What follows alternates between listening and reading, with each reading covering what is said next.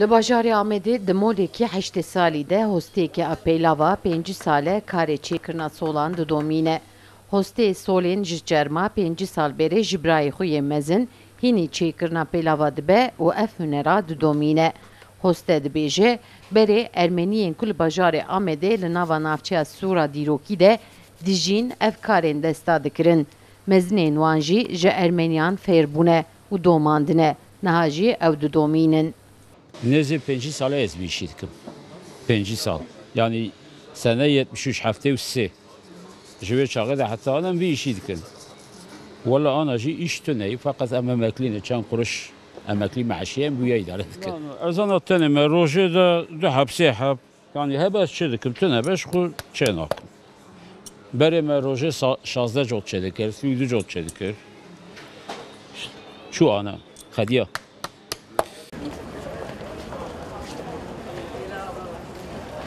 Hoste dibêje pelavên ên bi desta hatine çêkirin berê niha eleqeyek mezin dîdît.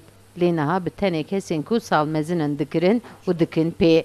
Gencên niha nakirin. Lê pelavên bi dest hatine çêkirin ji bo tenduristiyê baş e. Minaberetine, minaberene ama artık insan her çeşit fabrikasyon, rahat. Ama sadece deriye, çermu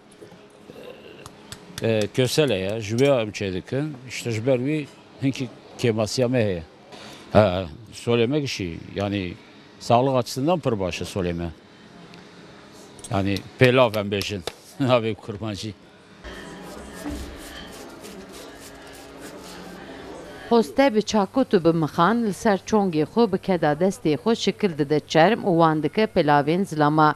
Jaliyekî ve dengê çakûtên hosteyên di nava sûkê de jî olan didin.